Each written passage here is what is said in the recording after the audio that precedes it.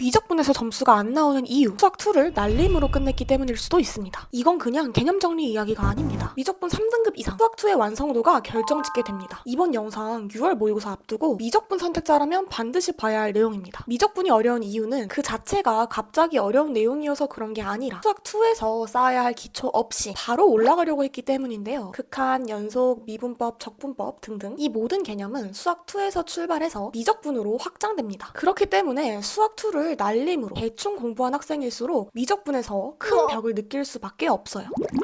우리가 배우는 수학2는 극한의 개념과 그에 기반한 미분과 적분 연산의 기초입니다. 수학2는 다항함수 위주, 미적분은 지수, 로그, 삼각함수 이들의 초월함수로 확장이 되죠. 즉, 생각하는 방식은 똑같고 함수만 달라진 것이죠. 수학2에서 접선 구하기, 극대와 극소의 파악 등등 초월함수를 분석할 수 있는 기본 능력을 갖추고 와야 미적분을 이해할 수 있다는 뜻입니다. 그래서 결론, 미적분 문제를 풀 때 이건 함수만 바꾸면 수학2에서도 해결 가능한 구조이구나 라는 감이 있어야 문제의 핵심을 빠르게 잡을 수 있다는 것입니다. 이 감은 당연히 수학2에서 길러지겠죠.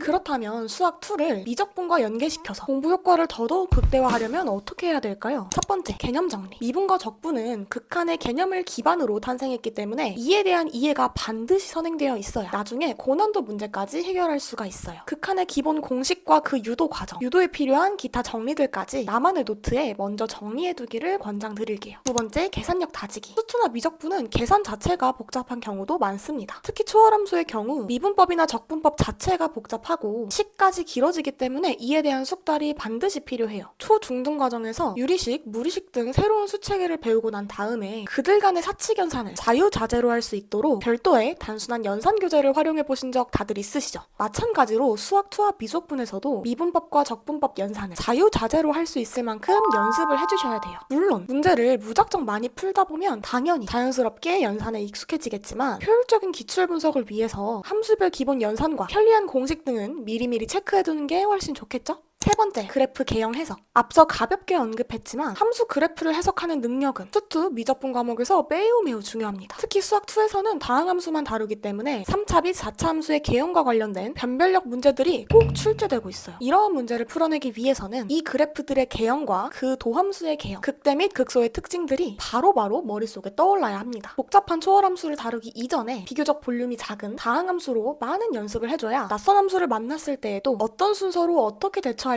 나만의 행동 패턴이 만들어질 수가 있어요. 네 번째, 응용과 연계 훈련. 수학2와 미적분에서 공통적으로 나오는 응용 파트는 어느 정도 정해져 있어요. 미분에서는 최대 최소, 방정식과 부등식, 속도와 가속도 등이 해당될 수가 있고 적분에서는 넓이 및 부피 구하기, 정적분으로 정의된 함수, 속도와 가속도 등이 있겠죠. 이들은 빈출 유형이기 때문에 조건이 복잡하게 추가되지 않은 경우 풀이 과정이나 그 접근 방식이 정형화되어 있어요. 지난번 영상에서도 강조했었죠. 큰 고민 없이 맞출 수 있는 문제를 늘려야 한다고요. 각각의 응용 유형별로 대표 예제 한 문제씩은 그 풀이 과정을 정리해서 확실하게 숙지해주세요. 이러한 유형들이 여러 개 복합적으로 쌓여서 비교적 정답률이 낮은 14번, 15번, 20번, 21번, 그리고 29번, 30번에 해당하는 문제들이 만들어지는 거랍니다.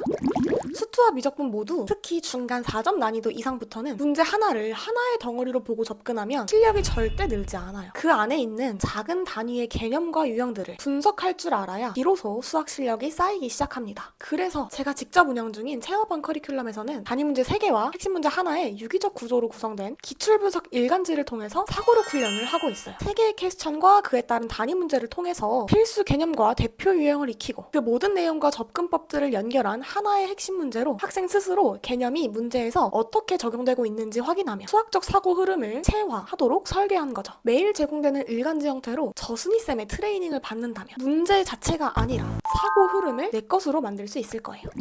마침내 수일 체화반에 이어서 수투 체화반이 개설되었습니다. 순이쌤과의 1대1 상담을 통한 개인별 학습 컨설팅으로부터 시작해서 극한, 도함수, 그래프, 정적분 기초부터 고난도 연계 문제 훈련까지 미적분 고득점 다이렉트로 도달하고 싶은 친구들은 이번 기회 놓치지 마세요. 여름방학 때 이어지는 미적분 체화반까지 쭉 달려보자고요.